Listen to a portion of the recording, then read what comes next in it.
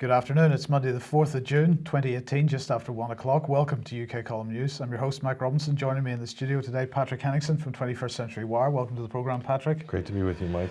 And we're going to get straight on because Sajid Javid, the new Secretary of State for the Interior, I'm calling him because this gets more dictatorial, it gets more Soviet every minute, Patrick.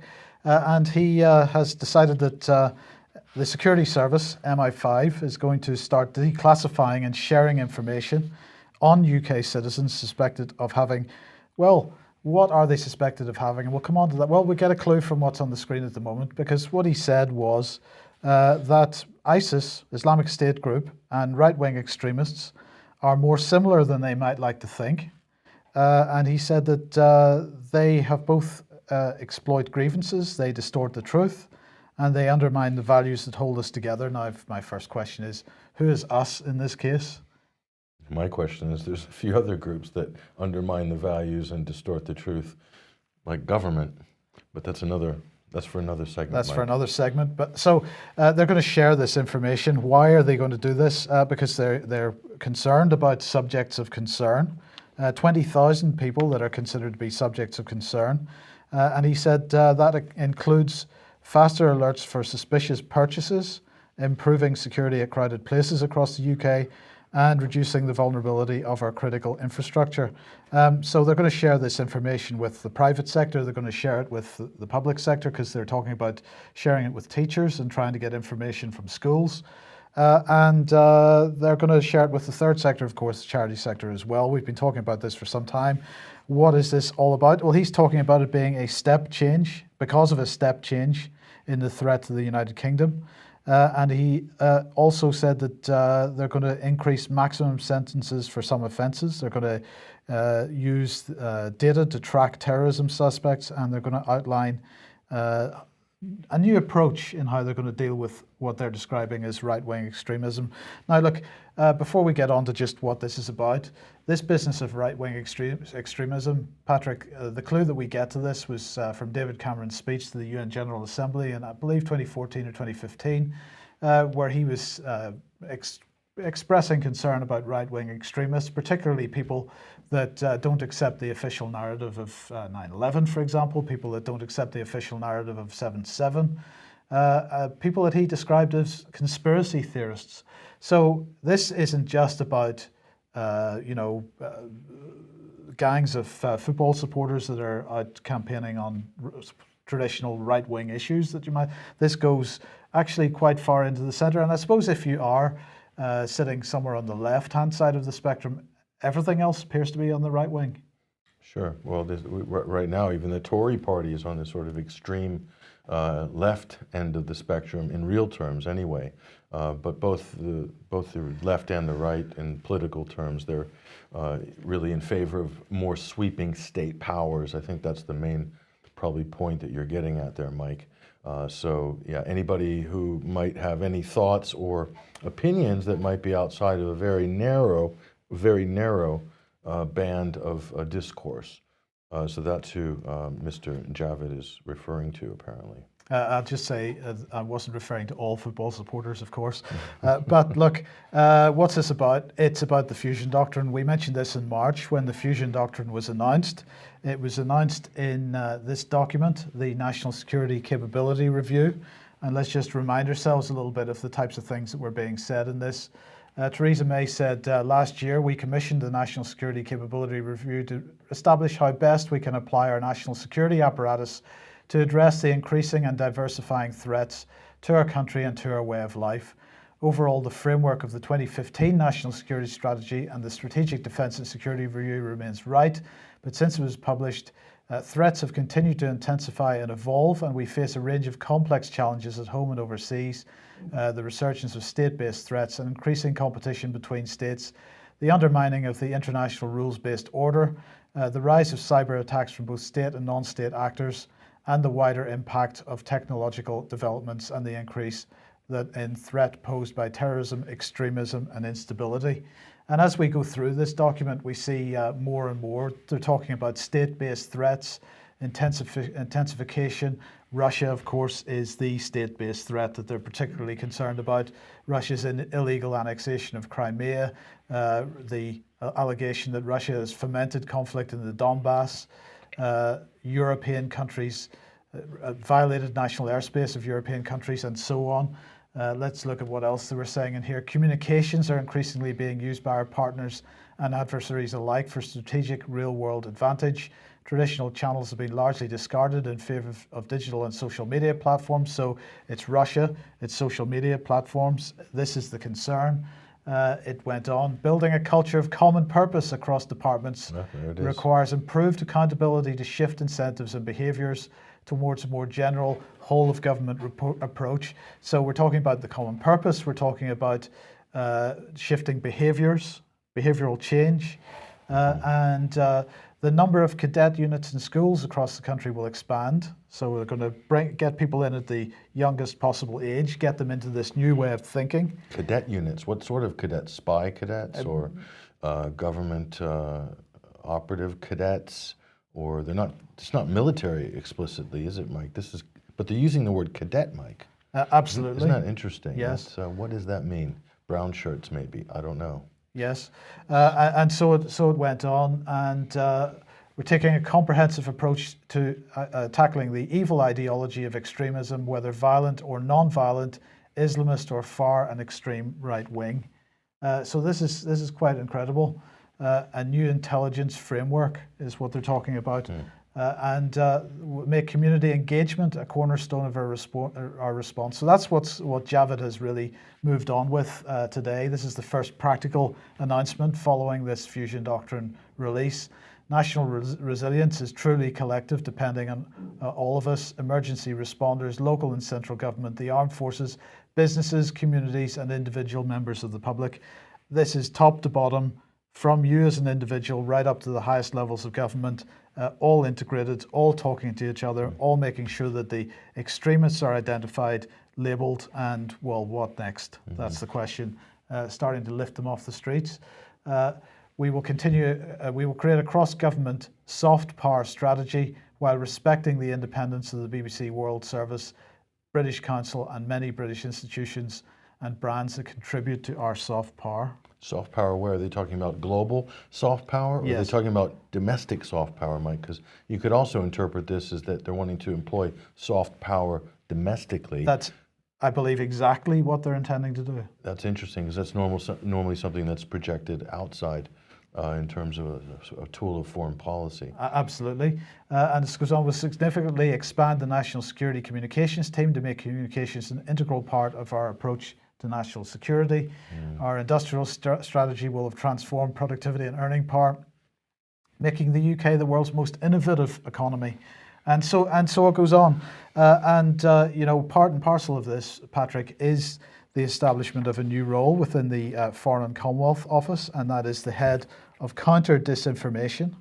The Foreign and Commonwealth Office didn't want to give any information about that role. I put a freedom of information request in 40 days ago now, asking what was the size of the team, what kind of budget do they have, these kinds of questions. And they said that they couldn't answer within the statutory 20-day period because there's a public interest test to be applied to this information, and that they would need a further 20 days to answer that. Well, they've got another 2 days in which to answer it. No sign of an answer just yet. They do not want to really give any indication as to what this role of counter disinformation is, what size the team is within the Foreign Office, and so on. But in the meantime, we don't need to worry, because fusion doctrine being implemented, so the fact that the police, according to The Guardian, are facing a surge in extremists released from prison, we don't need to worry about that because it's all in hand. Well, there's your problem right there. So, you know, what good is a solution if you can't present the problem beforehand? So there's the problem right there, Mike, which is this sort of, this idea that all these extremists will be, you know, released on the streets. So isn't it good timing that the fusion doctrine has arrived just in time? Just in time. Just in time to save us. Just in time to save us. So The Guardian saying that more than 40% of the sentences for terrorism offences handed down over a 10-year period will have been served by the end of this year. That's according to figures from the Sentencing Council. And so there's a concern that some pretty high-profile names like Anjem Choudhury, for example, are going to be released this year. And these extremists are going to be murdering us in our beds. Right. That's the idea there. But the reality is, Mike, is when you put someone like Mr. Choudhury back on the streets, he's a lightning rod for the tabloid media, much like Abu Hamza was for so many years with the hook. So that sort of riles up the other side of the political spectrum. And so we have a nice little polarization game going on. So that's a good time to implement this wonderful fusion doctrine, Mike. Absolutely. Right. Let's move on. Roger Waters speaking out once again, this time concert in Berlin, where he's really making the point that Julian Assange continued to be under attack and that people should resist that. If he did that in the O2 Centre in London, would that be considered extremism by Mr. Javid? I believe it absolutely would be, yes. Would Pink Floyd be falling foul of the new fusion counter-extremism doctrine, or the Foreign Office's counter-disinformation office might be interested in that? They might need to hack that video screen at the conference if that was taking place here, Mike, because those are extreme ideas being put forward by Roger Waters, talking about Julian Assange, very controversial character. You know, dangerous. Dangerous stuff. Dangerous stuff. And dangerous stuff in Italy as well. They have a government, they don't have a government. Now they seem to have a government again. But headlines continue to roll out on what's going on in Italy. Yeah, so if you're not following the situation in Italy, so they finally managed to put together some sort of a working coalition government just over the weekend. And before that, the whole process was being held hostage by the appointment of a financial minister who was clearly anti-Euro, Mike. And so that caused the president, and in the constitution of Italy, the president has the right to sort of veto the appointments to the ministerial positions, and that held up the whole process of putting a government together. They seem to have gotten through this, Mike, but this is only the beginning of the story. So what are we going to see in Italy? I personally think that we could see a rerun of what we saw in Greece a few years ago when Syriza came to power. It's arguably a lot easier to be in opposition than it is to be in power. And the problem is once you get into power and then the ECB and the technocrats start coming and meeting you and then telling you about all the debt that they have you saddled down with, and they could easily implode the Italian economy, Mike, and as they did with Greece during Syriza's rise to prominence. So what would happen if there was a major stock market crash or a bond crisis or a debt crisis in Italy? Who would get the blame? Of course, Mike, it would be the new five-star League coalition government, and therefore this would be used to sort of dampen public confidence in this new insurgent government in Italy, and therefore with all dash any hopes of any anti-EU or anti-Eurozone moves on the part of Italy in the future. The reality is, Mike, that they are so tied into debt, and that debt is spread all around Europe. I even think that Italy has a bond position in French banks even, so they're exposed in different countries on different fronts in terms of debt. So this is the thing with Europe, Mike, it's not easy to get out. It is a really all-encompassing system. And in fact, I did notice just before the weekend that the threat of the IMF, potential IMF ex-IMF banker being parachuted back in again is still hanging over their heads. It is, and this isn't the first time that happened, Mike. Only a few years ago, Mario Monti, three-card Monti, was brought in as marketed as a technocrat, really to sort of take, a Goldman Sachs man was put into power in Italy effectively, and that sort of dampened any hopes or any expectations that there'd be sort of some major reform movement.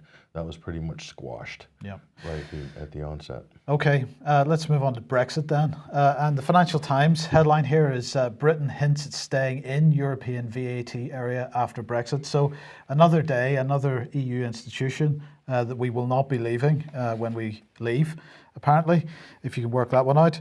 Brexit without the exit. There's your hint. So what are they saying? Britain is taking what a minister has described as an active role in shaping new EU value-added tax regulations for the 2020s, suggesting the Treasury is planning for the UK to remain inside the bloc's VAT area after the Brexit transition period. In a letter seen by the Financial Times from Mel Stride, Financial Secretary to the Treasury, to Charlie Elphicke, MP for Dover, the Minister also says the government aims to keep VAT processes after EU exit as close as possible to what they are now. So they are now. Why would they want to do that? Well, you know, as you said to me before the programme, Patrick, you know, if we came out of the EU VAT system, we could perhaps, you know, set our own VAT rates, be a bit more competitive, maybe. But, well, see, the problem is there's this carousel fraud situation that has been making lots of people lots of money over the last lot of years. Because, of course, when products cross borders within the EU, they come across at zero rated, and then you charge the VAT in the local jurisdiction. And so people have been bringing goods from the mainland EU into Britain, selling them through a whole host of other companies, and then shipping them back to the originator, and of course leaving a company with a VAT bill after they've, you know, there's been VAT collected. That's gone into somebody's bank account, but that company disappears before the bill gets paid. So imagine if Britain set its VAT rate, might get 15%, just throwing a number out there, and then the rest of Europe is running at 20 or 22%, or whatever it is. Would that not give Britain a competitive advantage in terms of the import market? Could this be, you know, good in terms of negotiating better prices for goods and services in the British market? Certainly this should be looked at, Mike, as a major advantage, being able to have an independent VAT rate, wouldn't you think? No. Possibly. Maybe. Yeah. But Patrick, Brexit, you know, Brexit without the exit, we're staying in. This is all part of moving forward. We've got to only look forward in time. We don't want to look back in time. And we mentioned this last week with, I mean, this is mainly with regard to Brexit, I think. This is Demos, who have produced a report at Home in One's Past, Nostalgia as a Cultural and Political Force. This report has been published now. And it says, an appeal to a glorious past has been a prominent feature of European politics in recent years. While there are common elements to the nostalgic discourses seen across European politics, nostalgic narratives are clearly heavily mediated and contextualized by a nation's esoteric cultural and historical background. There you go. This report sets out the findings of our qualitative and quantitative research into nostalgia in contemporary Great Britain, France and Germany, three leading European nations in which the past feels ever present. And, you know, at the end of the day, what are they saying here? What are the conclusions? They're saying Britain, France and Germany are experiencing profound levels of social, economic and cultural transformation, and the breadth and depth of this change has been alienating for many of citizens to the extent that many feel unwilling or even incapable of looking to the future. Each country holds a varied and complex history of nostalgic narratives, some of which have gained renewed salience in a period in which citizens no longer accept a doctrine of progress. These narratives are being skillfully harnessed by insurgent politicians of various ideological inclinations to galvanize a force of protest against the status quo, rejecting a vision for the future that positions citizens as passive in the process of change.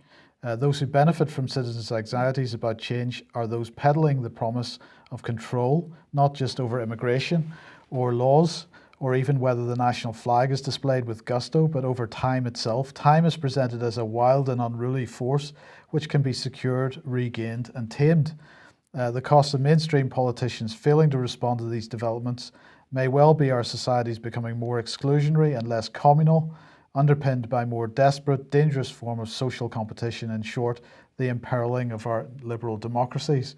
Now, I just wanted to go back to the third paragraph there. These narratives are being skillfully harnessed by insurgent politicians of varied ideological inclinations to galvanize a force of protest against the status quo. Now, Patrick, I may be confused about the meaning of the term, but what does status quo mean?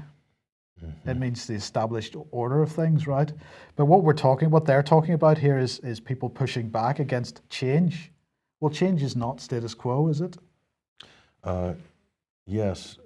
the problem with, I don't know how to unpack this, Mike, what you just read there, but demos is basically putting, this is a postmodernist, clearly, Mike, a deconstructionist, postmodernist think tank organization putting out deconstructionist, postmodernist ideas.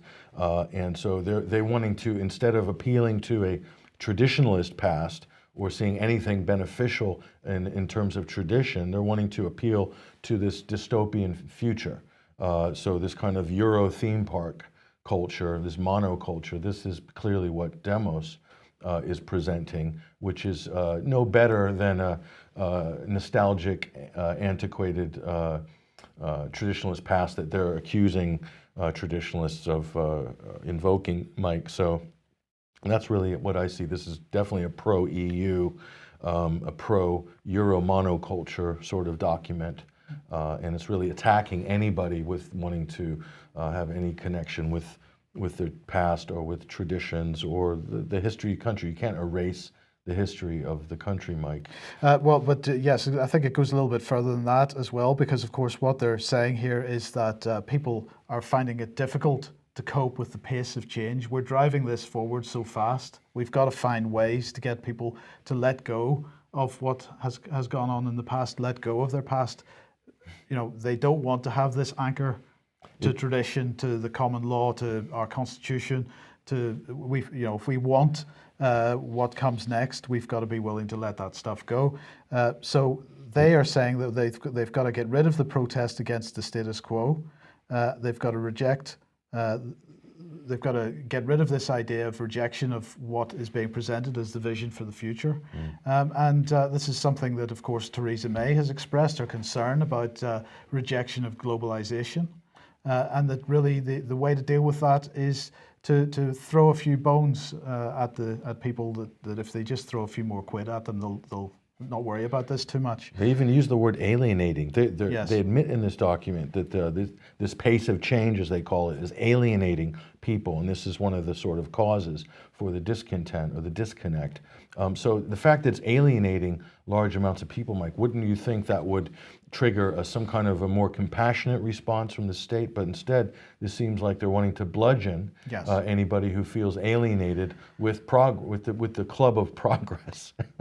So you will conform absolutely to the status quo. I mean, that's kind of what I'm reading in this document, Mike. It's pretty, dare I say, diabolical in the rhetoric. Well, it is diabolical in the rhetoric. So I was interested to know perhaps what influence was behind this. So here is the document itself. Nostalgia is a cultural and political force in Britain, France and Germany, at home in one's past, from Demos. Well, I have to say that the people in the chat box got it absolutely right, because if we remove the hidden element of this page, we find exactly who has funded this document, Open Society Foundation. So this is George Soros at his work in Britain once again. Now, there have been some pretty heavy headlines against George Soros in the mainstream media in recent days, but here is another example of him funding this type of well, I don't even know how to describe it. Yeah, this is radical progressivism, an internationalized form of radical progressivism at its maximum. Yes. The Russian embassy today was pushing this out, a quote from the Times, and in their tweet here they said, you don't have to be a criminal to be targeted by the UK, the National Crime Agency UK. Being Russian is enough. Thanks to the Sunday Times for explaining the new rule and how it works in 2018 Britain. And the key paragraph here is that the attack in Salisbury has accelerated our work around illicit finance against corrupt elites. So by definition, it increased the amount of work we've been doing against corrupt Russians or politically exposed Russians. So that is a bit of an extension beyond this notion of dirty money, dirty Russian money coming into the country. And I think the Russian embassy has a point. Yeah, no, so it has nothing to do with the money, Mike, because as we know, most of the oligarchs who fled to the City of London to launder their money in the UK were probably more anti-Putin than anything else. So these would be natural allies with the Russia-phobic government at the moment in the UK. So it doesn't make much sense to want to be able to go and seize the capital, unless it's just because they want to seize the capital, Mike, which of course there's probably a little bit of a financial motive there for some people. Clearly in London there's going to be this massive clampdown on Russian money and anything to do with Russian money, which is why Deripaska, in an effort to avoid US sanctions, he's basically been told he has to sell his share of his metals company, energy and metals conglomerate, EM+. He has to sell that share. So who's going to do the work for him? Well, of course, it's going to be the London-based Rothschild Bank. Of course, who else would you choose? So that's good. We're not going to have any more Russian money in this country. We're not going to deal with Russians anymore in Britain, except when we are. Except when they are kin, as it were. So this is another example of what we just said, Mike. So 2 sets of rules, I guess. Absolutely, 2 sets of rules. Now, James Clapper, he's a good guy. James Clapper, who managed to make the jump from the head of national intelligence in the U.S. to being a CNN commentator. So from one government department to another. To another, yes. So here he is, James Clapper, and some thoughts on Donald Trump. So what does Mr. Clapper have to say about Donald? I'm going to ignore most of this interview. It was particularly election fraud that I was interested in here, because he was asked by Bloomberg, speaking of election interference, you write candidly in your book that the US has long tried to sway foreign elections where it had an important national interest, and you even cite a study of 81 examples. How do you square the current outrage over Russian manipulation of social media, which is kind of tame practice compared to some of the things that the CIA did? He said, I guess the way I think about it is that through our history, when we tried to manipulate or influence elections or even overturn governments, it was done with the best interests of the people in the country in mind, given the traditional reverence for human rights. And I have to say, Patrick, kind of speechless. I'm not really sure how to express what I think about that, because I'm not clear that I've seen quite such a degree of hypocrisy from anyone, I think. What's interesting about Mr. Clapper is before he managed to wiggle into the head of national intelligence, he was, I believe, head of imaging or something like this in the federal government during the Iraq war period there in 2003. So he was also part of putting together all the sort of sexed up, dodgy intelligence. Certainly he was involved in that process to sort of perpetrate one of the greatest frauds in modern history, which was the case for WMDs in Iraq. And so isn't it funny that we have the same characters, Mike, not a decade and a half later, spinning a very similar set of lies for similar ends. So I don't think this man is very credible, and his own role in the dodgy dossier, for instance, him and John Brennan, is coming out now as we speak. Well, we'll come on to that in 1 second, but just before we do, we'll mention this because naturally enough, RT has thought it useful to sort of list the number of countries that the US has either invaded or has attempted to intrude into domestic politics. That's quite a list. That's a screenshot from Coups Are Us, which is a documentary film that was released by RT Documentaries a couple of weeks ago. It's up on 21st Century Wire right now. It was yesterday's Sunday screening, but there it is, Mike. It's quite a list in there. Include Hawaii. We shouldn't forget about the annexation of Hawaii, the illegal annexation of Hawaii that made it into a state. But there we go. It's just a who's who's list. There's a few left off there, Mike, which are unsuccessful coups, which did quite a lot of damage. But in recent years, you can see they've included the Ukraine, Libya, Iraq, Afghanistan, Haiti, etc. And this isn't RT, by the way. This is, I believe, Stephen Kissinger from the Boston Globe, the great journalist who, this is really all based on his work as a sort of a top-ranked U.S. journalist. So you can't blame RT or Russian Kremlin propaganda for that piece, because it's actually done by a leading award-winning American journalist. So on one hand, we have the US admitting election interference, 81 examples, in fact. And on the other hand, we have the claim that Russia was interfering in US elections. But unfortunately for that, the people that are making that claim is falling down by the day, and in fact, it is becoming absolutely clearer by the day within the mainstream media that this was a British operation, and the question has to be asked: where does this leave the special relationship? So we've got The Hill here reporting London bridges falling down, curious origins of FBI's Trump-Russia probe. And well, I mean, I strongly recommend that people read this because it is very detailed. It does give a good explanation of what's going on. And for example, they cite interviews with 3 former intelligence officers with knowledge of the corrupt criminal activity of the Obama CIA, and the UK's Joint Intelligence Committee was the venue used by the CIA and the DNI to share and receive intelligence allegedly linking Trump to Russia. So it's coming from the UK. It mentions Christopher Steele, it mentions Joseph Mifsud and Papadopoulos and all these people. So it's the networks that were involved in the creation of the dodgy dossiers, because of course there's more than one. I believe there's one still unpublished. This is absolutely coming right out into public awareness now. And you also wanted to mention this one. Yeah, this is an article by Daniel Lazar, who's a very good writer.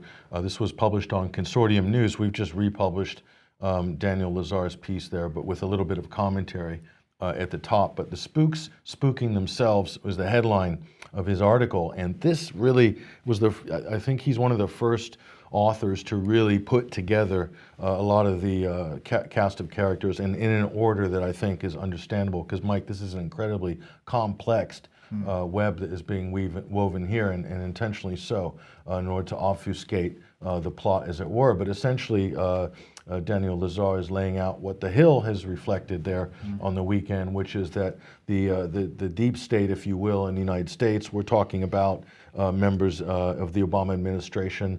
So this would be led by the Obama White House, and then sort of political allies in the FBI, the CIA, the Department of Justice, who then seem to have, and John McCain, by the way, he's the one that delivered the Scarlet Letter officially in the end, outsourced this to Britain. And in Britain, it was kind of done in a privatized fashion with the Dearlove gang. And you've mentioned some of those names before. And of course, you have Halpern and you have Misfood and some of these interesting agents of influence inserted in the middle there. And then you have an Australian diplomat and an Israeli, of course, an Israeli diplomat there, or an academic and diplomat right in the middle as the go-between and the middleman, in order to send this conspiracy theory with Mr. Papadopoulos back to the United States, and then to give it oxygen. Very complicated affair, but the bottom line is, Mike, that it wasn't Russia meddling in the U.S. Elections. It seems to be Britain is the one who really has done the meddling, but at the behest of the members of their kindred spirits there in the U.S. deep state, who wanted some level of deniability. And so this wasn't done by the British government per se, but a lot of supposedly ex-intelligent operatives here in the UK, including, of course, the notorious Christopher Steele, would be the sort of fall guy in this story. But Christopher Steele is by no means the only actor in Team Britain. No, absolutely not. Okay, but you know, Russia is killing stray dogs, Patrick. So we've got to continue to hit Russia. What's going on? Well, another massacre here at the hands of the Russians. Apparently, Russia is killing stray dogs ahead of the World Cup, and the stars. The Guardian is calling on the football stars to stop this senseless slaughter. So Russia is guilty of some sort of crime here, killing its own domestic pets, apparently, ahead of the World Cup. So yeah, so this is just the latest sort of string of propaganda, which is there's quite a few of these anti-Russian propaganda stories that are being put out to discredit the World Cup. There was all kinds of photo fakery a couple of weeks ago. I don't know if you saw that with regards to the football hooligan scandal story that where our red top tabloids in the UK managed to spin that and misrepresent that story. But in the Sochi games, I think a few years ago, the talking point was that Russia was somehow clamping down or imprisoning or beating up gays or and LGBT persons in Russia. That turned out to be completely debunked and a fake story, but the propaganda penetrated the West. And so that's the whole name of the game. You need to get some degree of penetration on these talking points, whether it's Syria, Russia, or anything else. And then the damage is done. Whether it's a real story or not doesn't really matter, because it just goes down the waterfall of the mainstream media content cascading process. But the idea, Mike, is to create this impression that bad things are happening in Russia associated with the World Cup. Of course, we never did find out what happened to the homeless people that were swept off the streets of Windsor for the royal wedding. So you know, is Russia really deserving of criticism here? Anyway, let's move on, because we got to keep the pressure on Russia. And here we go. This is this is Bob Seeley, MP on the right, who has offered what's being described as the first comprehensive definition of the nature of modern Russian warfare in a peer-reviewed paper for the Henry Jackson Society. So this is peer-reviewed. Who would be reviewing this? What sort of peers are reviewing this paper? Okay. That's a very good question. And apparently it draws a direct comparison between Cold War-era KGB active measures and the aggression of Putin's Russia. So there you go. A definition of contemporary Russian conflict. How does the Kremlin wage war is what the report is called, if you want to look for it. It warns that the West faces a new kind of conflict, one in which military and non-military tools are combined in a dynamic, efficient and integrated way to achieve political aims. Until now, there have been no common agreement on what it was we're fighting, but Seeley offers a comprehensive definition. Apparently in his paper, Conservative MP and Russian researcher Seeley offers the term contemporary Russian conflict to describe the covert and overt forms of malign influence used by the Kremlin. A definition of contemporary Russian influence examines the ways in which Russia goes to war and how it came to adopt this hybrid warfare model, and it highlights apparently how the Kremlin considers non-military tools to be potentially more powerful than military tools, with instruments such as information warfare, cultural manipulation and social media hacktivism being used to achieve foreign policy goals without the need for direct force. Is that not what the definition of soft power? Is that not something that Britain has been doing for centuries and is actually pretty good at? And the United States as well, absolutely. So there is an enduring influence, he says, of the secret services on Russian strategic planning, with the stages of contemporary Russian conflict based heavily on the active measures toolkit used by the KGB in political warfare during the Soviet Union period.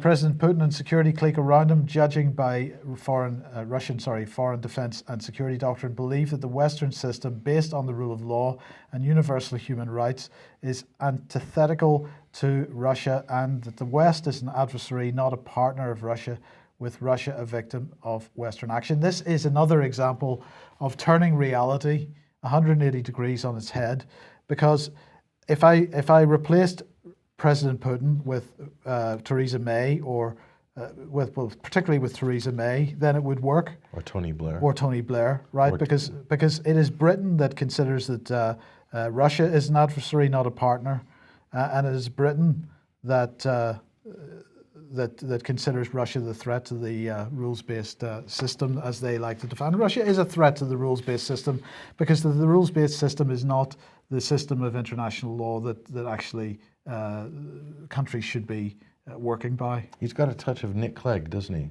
That little sort of, yes, that grin. Got a little touch well, of he said that Putin's tactics owe much to the active measures practiced by the KGB, as I say, subverting truth to undermine our faith in our institutions. Yes. So again, that is Orwellian inversion there, Mike. So the malign influence that Russia apparently has is somehow undermining policies or changing. So how is this? If Russia is engaged in information warfare, is that changing the policies of UK lawmakers, Mike, and UK policymakers? Because it doesn't seem to be that they're doing anything pro-Russian over the last few years. So what effect does it have? What are they talking about? They're talking about influencing the voters. They're very careful not to go that far in that paper, Mike, but the malign influence seems to be telling the truth about major international events, whether they be Syria, whether they be Yemen, whether they be what's happening in Palestine. That's somehow undermining what they're calling the rule of law or the rules-based international order. Anything, Mike, that any reporting that falls out of that band, that narrative, that prescribed narrative, is now labeled as hybrid warfare by the U.S. and UK Mandarin bureaucratic class. So they're upset because Russia is exercising soft power. And quite a few other countries do the same, Mike, in different ways, including China. But of course, no one wants to take on China, do they? Not yet. Not yet.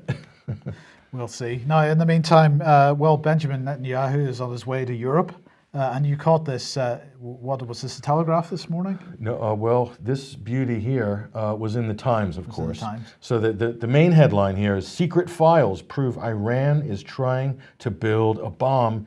Israel urges the EU to tear up the Iran nuclear deal." Here's a little snippet from that article. Now, this is not news, Mike. This is basically recycling Bibi Netanyahu's PowerPoint presentation from a month ago. So this is a favor. Rupert Murdoch has allowed Israel to basically have the front page of the Times today to recycle some month-old propaganda. So A, it's not newsworthy. B, it's fake news, because Iran is not developing a nuclear weapons program right now, according to international inspectors, but they want you to believe the conspiracy theory, which is being spun up by Israel, that somehow they are. But just looking at the text there, so Israel raised the pressure on Britain and its European partners last night to tear up the nuclear deal with Iran. And by sharing secrets, showing Tehran's determination to build a bomb, they haven't shown them anything, Mike. So has old documents from 15 years ago. Has Bibi packaged up all those CDs that he DVDs that he had shown on screen, and he's packaged them up and sent a copy to everybody in Europe? Is that what he's up to? Yeah, that looked like the Rock and Roll Hall of Fame, Wall of Fame with all the CDs on it. But so yeah, they are repackaging it, Mike, and they're using the Times, using the Murdoch press as the vehicle for recycling this. So spin again, repeat, spin again, recycle. Well, in the meantime, Jens Stoltenberg, the head of NATO, has been speaking to Spiegel Online, to Der Spiegel in Germany, and he's saying that NATO is not obliged to come to the rescue should there be a war between Israel and Iran. He said Israel is our partner, but is not a member of NATO. The security guarantee of Article 5 does not apply to Israel. And he said it's not NATO's job, basically, to protect Israel should they do something silly in this area. He said that would such a hypothetical war break out, it remains an open question if the US unilaterally would rush to defend its closest ally, but NATO certainly wouldn't be getting involved from day one. We're equally concerned about Iran's missile program, he said, and its activities leading to instability in the region, for example, the support of terrorist groups. But he said the Iran agreement continues. In the meantime, the question is, can it work without the US? The impact of US sanctions on European companies will be huge in any case. So NATO apparently taking a back step on this one. Look, the first thing I have to correct Stoltenberg. Iran had launched a missile to hit ISIS targets in Syria last June, or June 2017. So that was done in coordination with the Syrian government. Of course, they're not happy about that. Iran being able to hit ISIS targets, God forbid. But what they're also trying to do, Mike, is build up a case that somehow Iran is responsible for the war that Saudi Arabia, the UK, and the US are prosecuting in Yemen now since 2015. So again, it's trying to smooth that part of history over, respin it. In the meantime, Baghdad, Iraq, has denied, according to RT, that the US is setting up a base in Iraq-Syria border, or at the Iraq-Syria border. What's the background to this?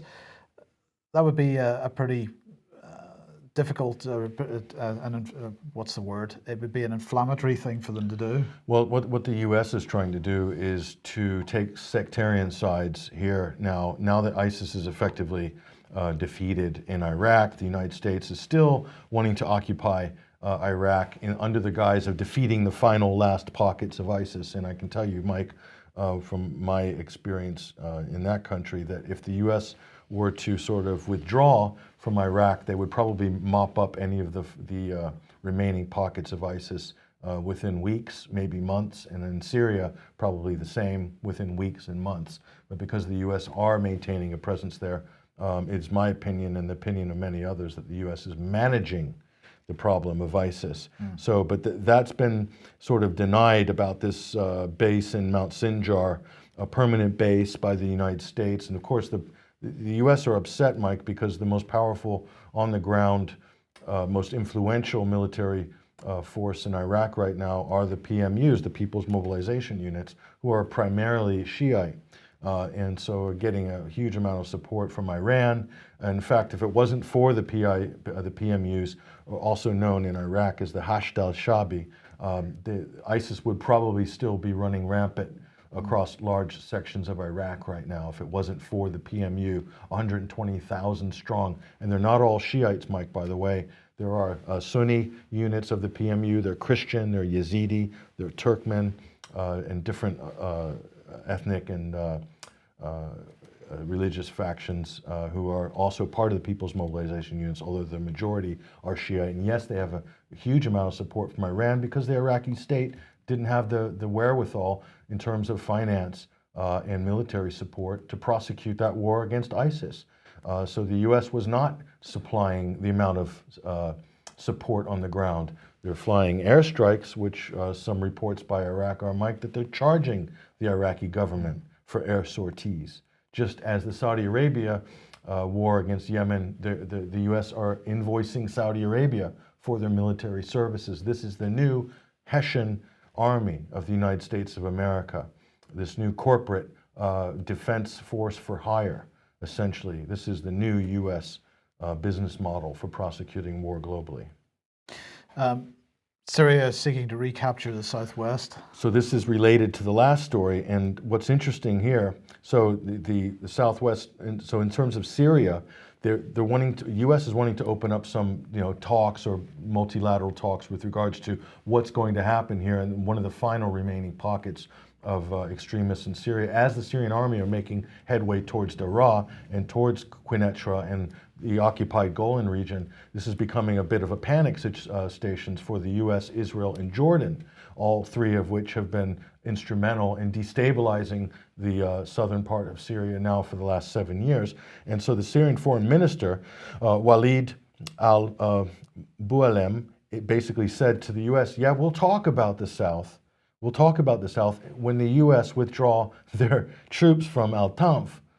So when the U.S. get out of Al-Tanf, which is on the Iraqi-Syrian border, which is related to the last story about that permanent base in Sinjar, Mike, because what the United States are trying to do is operationalize the border between Iraq and Syria.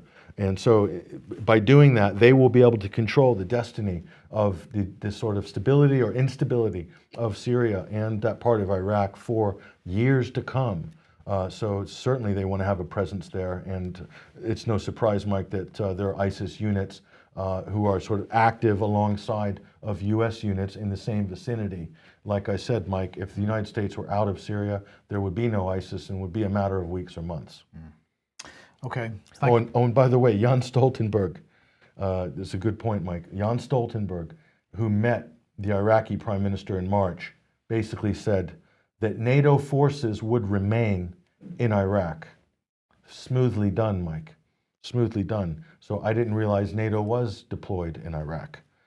So that was in that Reuters article that we just showed, if people want to go and look it up. That's that one. Yeah, so... Syrian government seeks to recapture southwest, foreign minister, if anybody wants to find that. So are NATO planning to do an Afghanistan eventually with Iraq? In other words, make it a NATO police action or a NATO stabilization action like they have done in Iraq. And that takes the heat politically off the United States because they're able to launder that operation through a multilateral organization like NATO. That to me, Mike, looks like this is the game. So when NATO says they won't be deploying anything in Syria, I wouldn't believe that for a second if you look at the long-term issues at play here. Okay. Thank you very much, Patrick, for joining us today. I'm afraid we're completely out of time, so we'll have to leave it there. Thank you for joining us. We'll be back at the same time, 1 p.m. as usual tomorrow. We'll see you then. Bye-bye.